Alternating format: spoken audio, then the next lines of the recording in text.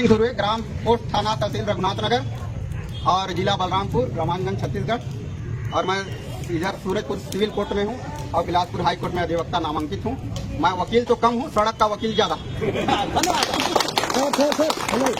जो इसमें जो मामला बताया कि इनका फर्जी जाति है, इसमें न्यायालय में इनका हाँ देखिए न्यायालय का मामला है। अब वो न्यायालय देगा, मैं तो फैसला नहीं करूंगा।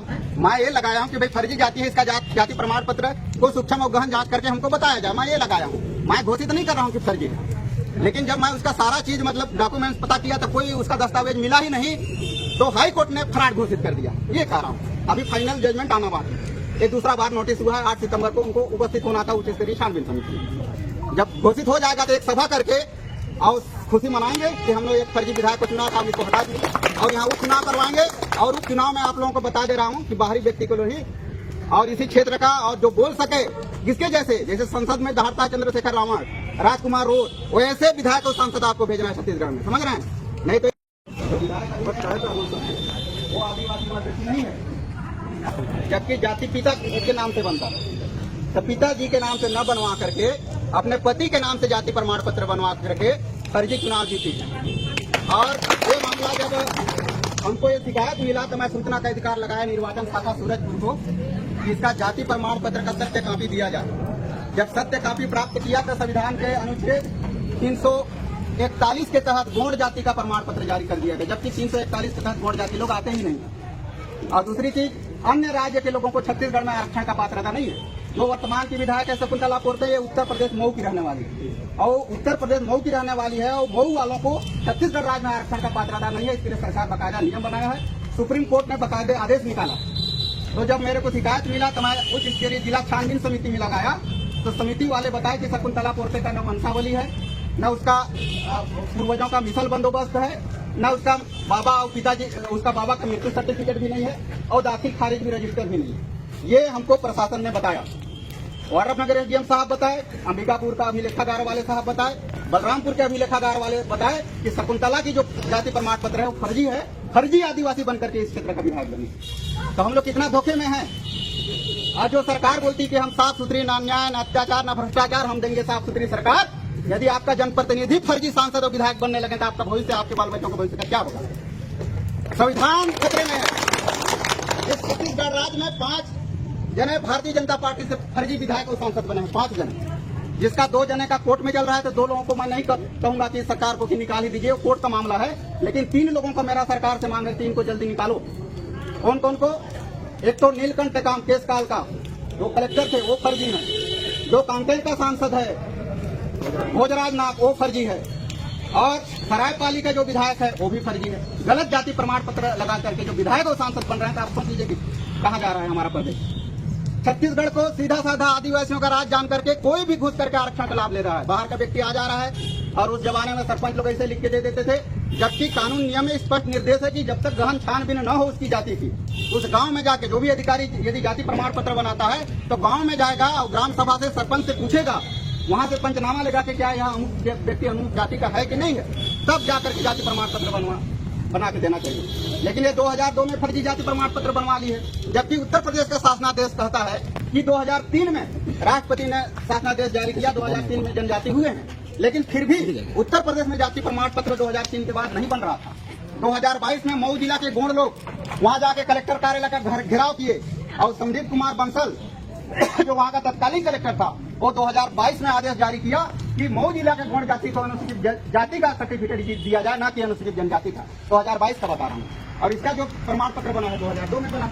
अब आप बताइए 2002 में कैसे बन गई अपने से आदिवासी अनुसूचित जनजाति? मामला ये।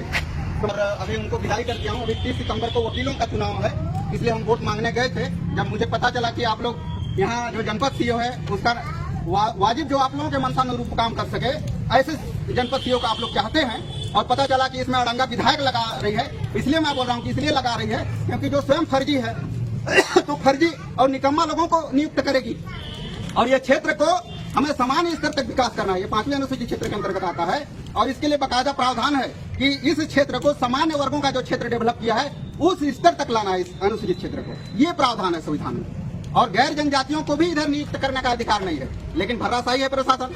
बिना राज्यपाल का अधिसूचना का जनरल लोगों का भी नियुक्ति हो जा रहा है, बिना राज्यपाल का अधिसूचना का आदिवासियों को जमीन धड़ल्ले से खरीद बिक्री हो रहा है, जबकि मनाही है कि अनुसूचित क्षेत्र का जमीन गैर जनजाति के व्यक्ति लोग नहीं खरीद सकते हैं। वो कलेक्टर को भी अधिकार नहीं है परमिशन देने का। अभी हाई कोर्ट ने बस्तर का एक मामले में कहा है, कलेक्टर को भी अधिकार नहीं है कि अनुसूचित जनजाति का जमीन को खरीद बिक्री के लिए किसी गैर जनजाति को अनुमति दे दे। ये है मामला। तो आपका सब जंगल जमीन लुटा रहा है। और वैसे भी बड़ी बड़ी कंपनियां आपके क्षेत्र में आके अडानी, अंबानी और प्रकाश इंडस्ट्री जैसे कोयला खदान खोल रही है, ये भी गैर वैधानिक है। समता जजमेंट इसका प्रूफ है सुप्रीम कोर्ट का। समता जजमेंट का कहना है कि अनुसूचित क्षेत्र में सरकार और गैर जनजाति का व्यक्ति और कर्मचारी भी गैर जनजाति है। सरकार की कोई जाति प्रमाण पत्र नहीं होती है और न्यायालय भी राज्य के अंतर्गत आता है। यदि न्यायालय से गलत फैसला आता है तो न्यायालय भी उतने दोषी है जितना कि राज्य दोषी है, क्योंकि न्यायालय भी राज्य की परिभाषा में आता है संविधान का आर्टिकल 12 के अंतर्गत।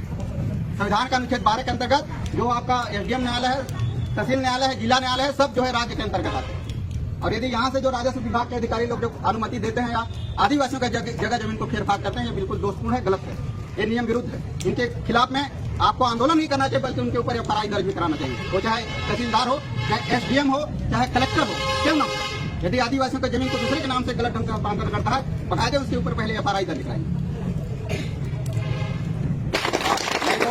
सुनने में आ रहा है कि संविधान भी खतरे में उतरते हैं, लेकिन उन्हीं के बाप दादे लोग अम्बेडकर को भारत रत्न नहीं दिए। सरकार तो बहुत दिनों तक इस देश में चला है, लेकिन इतना महान मसीहा को जो पूरा विश्व जानता है और विश्व का महान डिग्री उसके पास, संसार का 300 साल का महान ज्ञानी उनको घोषित किया गया, वर्ल्ड सिंबल ऑफ नॉलेज। उनको इस देश में अछूत, दलित, महार, चमार, ये है जातीय का जहर इस देश के अंदर। जबकि हमारे लिए बाबा साहब अम्बेडकर भगवान है और हम बाबा साहब अम्बेडकर का संविधान को, आज हमारे अधिकारी लोग हैं, सारे अधिकारी लोग संविधान का शपथ लिए हैं और सब लोग कानून नियम से संचालित होते हैं। इस देश में कोई रामायण महाभारत गीता से संचालित नहीं होता है, न पुराण और बाइबल से संचालित नहीं होता है। सभी लोग भारत के संविधान से संचालित होते हैं। पूरा देश भारत के संविधान से, इतना पवित्र ग्रंथ है, इसको जलाया जाता है इनकी सरकार में। ये जो डबल ट्रिपल इंजन की सरकार सुनने में आता है ना कि डबल इंजन की सरकार है, 4 इंजन की सरकार है, इस सरकार में भारत के संविधान को जलाया गया। ऐसा अन्याय हो रहा, तो हक के लिए लड़ना पड़ेगा भाई।